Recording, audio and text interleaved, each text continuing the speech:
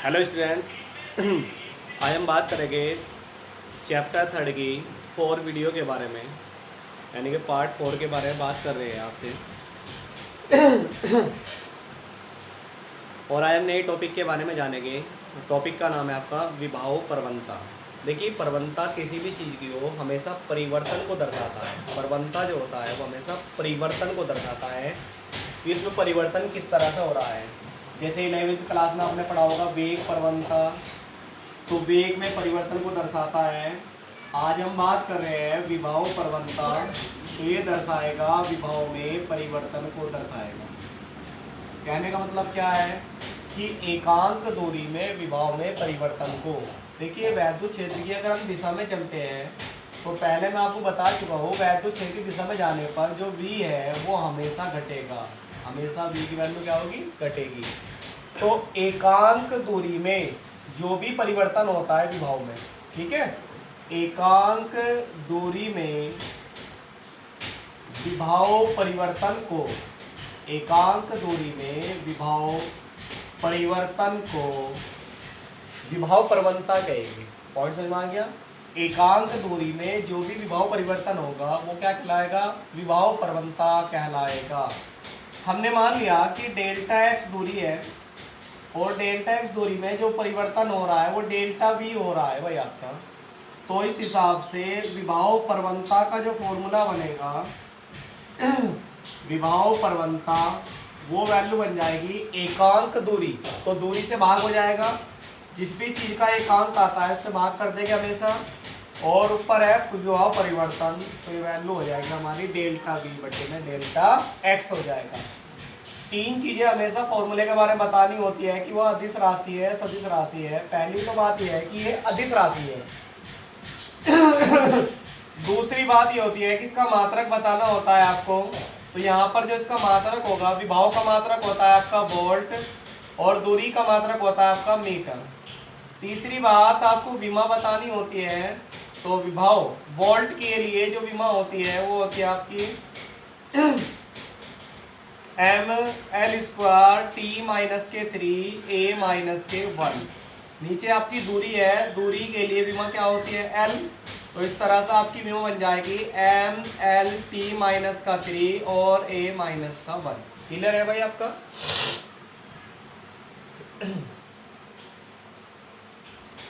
Next आपका topic हो जाएगा विभाव प्रवणता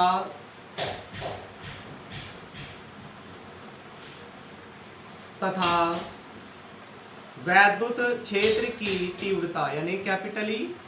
वैद्युत क्षेत्र की तीव्रता में संबंध बताना है भाई हमें।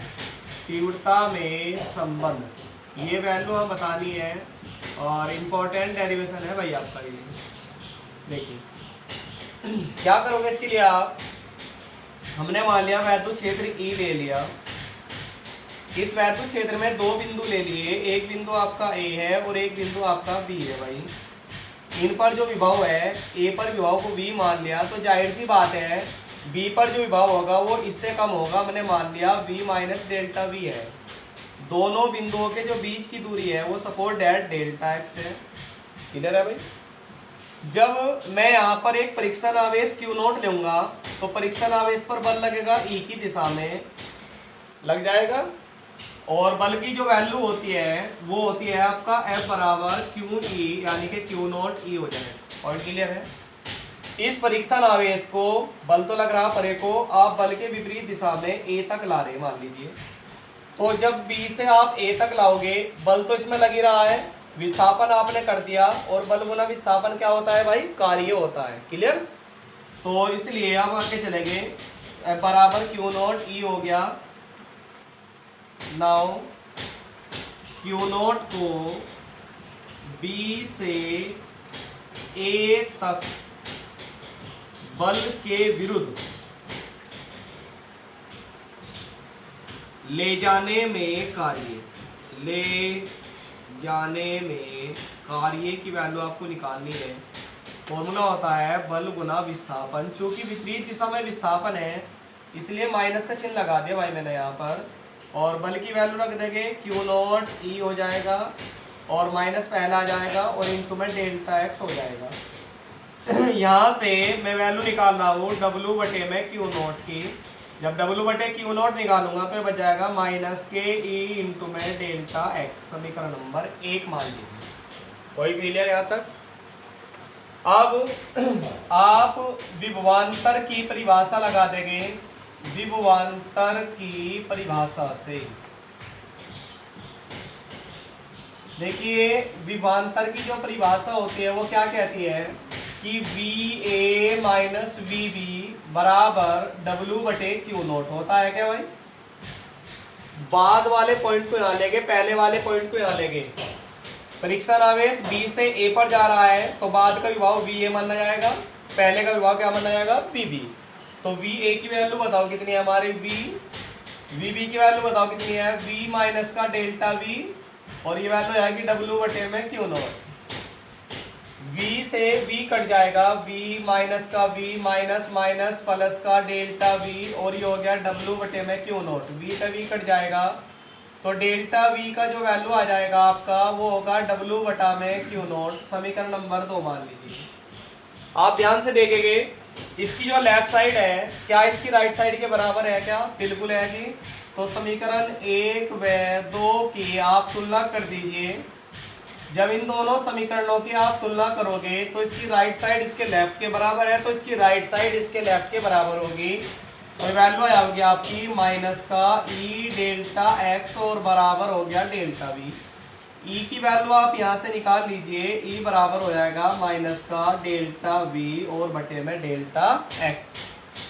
ये संबंध आ जाता है। मैं इसे इस तरह भी लिख सकता हूँ आपके संबंध को, ई बराबर माइनस के डेल्टा की जगह डी वी बटे डी एक्स, यानी कि अवकलन की फॉर्म में भी लिख सकते हैं कि v का x के सापेक्ष दूरी के सापेक्ष अगर अवकलन करा दे तो उसके ऋणात्मक के बराबर वैद्युत क्षेत्र की तीव्रता होती है। अर्थात मैं यहाँ पर ये बोलूंगा कि वैद्युत क्षेत्र की तीव्रता ऋणात्मक विभव प्रवणता के बराबर होती है। ये संबंध होता है भाई आपका।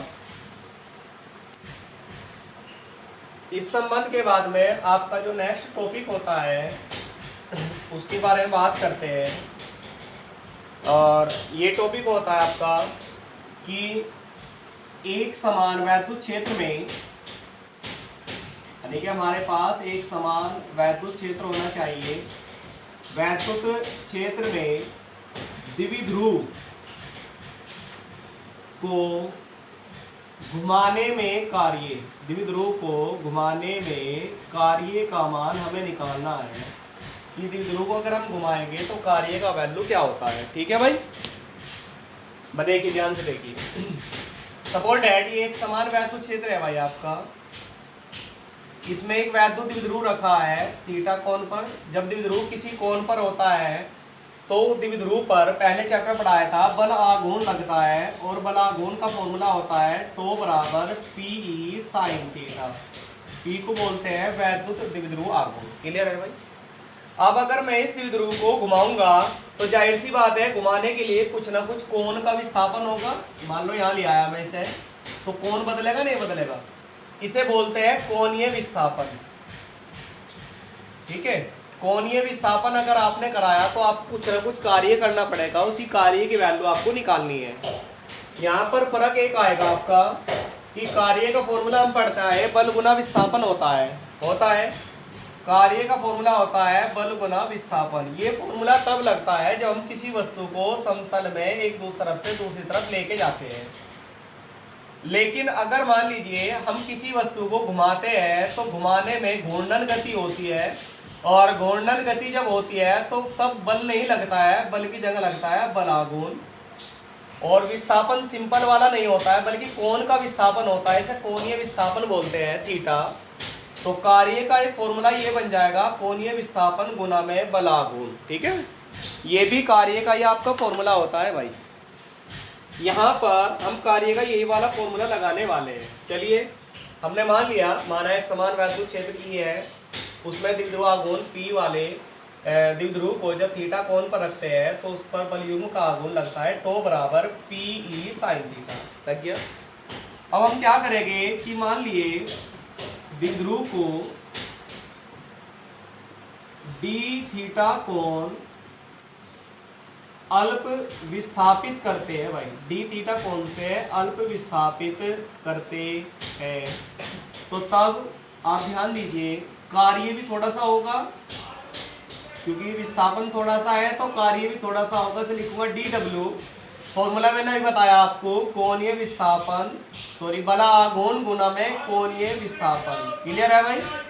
बलाघूर्ण की वैल्यू ऊपर से रख दीजिए, ये हो गया पी साइन थीटा और इंटू में डी थीटा, ये वैल्यू आ गया आपकी डी डब्ल्यू की। अब मान लीजिए द्विध्रुव को हमने थीटा 1 से थीटा 2 घुमाया, द्विध्रुव को थीटा 1 कोण था शुरुआत में और बाद में हो गया थीटा 2 घुमाए, तब कुल कार्य अगर आपको निकालना है तो बताइए, कुल कार्य के लिए पहले भी ये बात रिपीट हो चुकी है कि थोड़ा सा अगर कोई चीज निकल रही हो और टोटल आपको ज्ञात करना हो तो हमेशा समाकलन करा देंगे। तो समाकलन करा दे डी डब्ल्यू का, कहाँ से कहाँ तक, थीटा 1 से थीटा 2 तक। क्लियर है भाई? डी डब्ल्यू की वैल्यू यहाँ पर रख दीजिए, ये वैल्यू होगी पी साइन थीटा और इंटू में डी थीटा, कहाँ से कहाँ तक, थीटा 1 से थीटा 2 तक। P और E दोनों कॉमन ले लीजिए, अंदर रह गया आपका साइन थीटा और इंटू में डी थीटा, समाकलन होगा थीटा 1 से थीटा 2। साइन थीटा का जो समाकलन होता है आपको याद रखना है हमेशा, वो होता है माइनस के कॉस थीटा, और समाकलन की लिमिट बनेगी थीटा 1 से थीटा 2। पहले ऊपर वाली भी भरते हैं, फिर माइनस करके नीचे वाली लिमिट भरते हैं, तो इसलिए कार्य का जो फॉर्मूला होगा वो वैल्यू होगी पी। देखिए पहले ऊपर वाली लिमिट भर रही है माइनस के कोस थीटा 2, एक माइनस तो यहाँ है, एक अपनी तरफ से लेते हैं तो माइनस माइनस प्लस, और नीचे वाली में भरोगे कोस थीटा 1। प्लस वाले को पहले लिख रहे हैं, सोना सा लगे और तो कोई बात नहीं है, तो कोस थीटा 1 पहले लिख लिया और माइनस का हो गया कोस थीटा 2। इस तरह से आपका कार्य का जो फॉर्मूला होता है वो होता है W बराबर पी कोस थीटा 1 माइनस के कोस थीटा 2। ठीक है, कुछ पॉइंट्स होते हैं अगर आप देखना चाह रहे हो तो मैं आपको बता दूं। पहला तो पॉइंट ये है कि यदि द्विध्रुव को, आपका जो द्विध्रुव है, द्विध्रुव को वैद्युत क्षेत्र की दिशा से थीटा कोण विस्थापित करेगा। मतलब क्या है भाई? मतलब ये है कि शुरुआत में जो द्विध्रुव रखा था वो ई की दिशा में ही रखा था ऐसे, तो जब शुरुआत में ई की दिशा में रखा था तो शुरुआत का कोण कितना होगा बताओ, 0 डिग्री, और थीटा 2 का मान हो जाएगा यहाँ पर आपका थीटा। तो इसलिए कार्य का जो फॉर्मूला हो जाएगा वो हो जाएगा W बराबर पी, ये लिख लेंगे कोस 0 डिग्री और माइनस के कोस थीटा। कोस 0 का मान आपका 1 होता है, फॉर्मूला बन जाएगा पी 1 माइनस के कोस थीटा। आपका ये कार्य का फॉर्मूला आ जाता है। आज के लिए इतना काफ़ी।